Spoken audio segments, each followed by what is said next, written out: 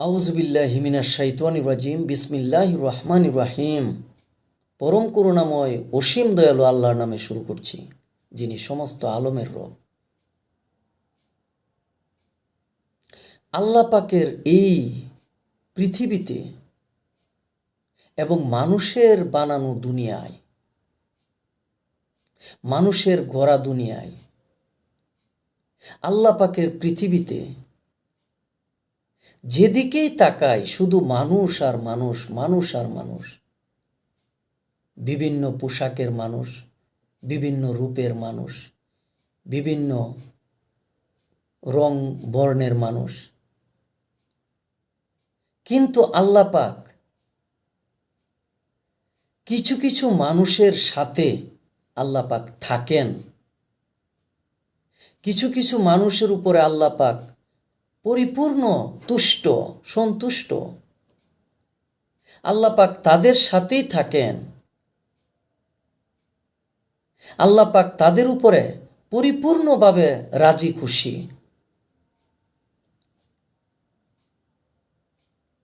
আল্লাহ পাকের কুরআন মাজিদে আল্লাহ পাকের প্রিয় মানুষগুলোর নাম পাওয়া যায়।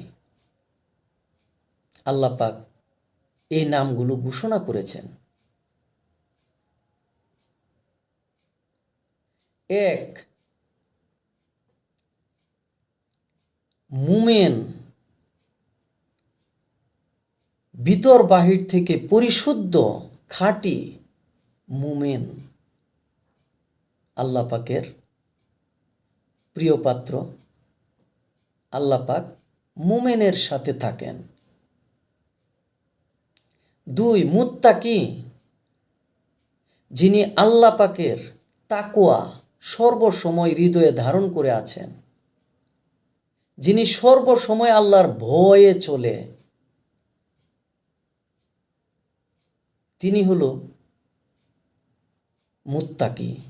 আল্লাহ পাক মুত্তাকির সাথে থাকেন। তিন, সাবিরিন,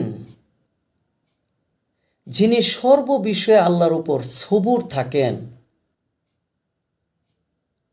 সেই সবুরকারীর সাথে আল্লাহ পাক থাকেন। চার, মুহসিনিন, যিনি সর্বসময় আল্লাহ পাকের সালাতে, সর্বসময় সালাতে লীন থাকেন, অটুট থাকেন, দাইমি সালাতে থাকেন, যিনি সর্বসময় আল্লাহ পাকের একাত্মবাদের মধ্যে লীন হয়ে থাকেন, যিনি আল্লাহ পাকের সালাতে অটুট থাকেন, তিনি মুহসিনিন, অর্থাৎ আউলিয়া, ওলি।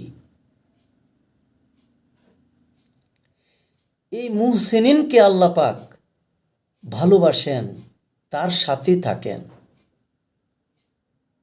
এই যে আল্লাহ পাকের প্রিয়জন, প্রিয়জনেরা, তাদের সাথে আল্লাহ পাক থাকেন। সবার মধ্যেই আমরা যেই গুণগুলো খুঁজে পাই,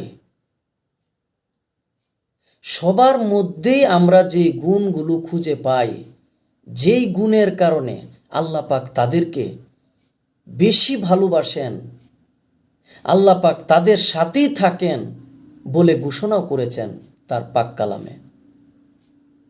আমরা যেন সেই গুণগুলো অর্জন করতে পারি, আল্লাহ পাক যেন আমাদেরকে নেক নসিব দান করেন, আল্লাহ পাক যেন আমাদের সেই গুণগুলো অর্জন করার তৌফিক দান করেন। আমিন সুম্মা আমিন।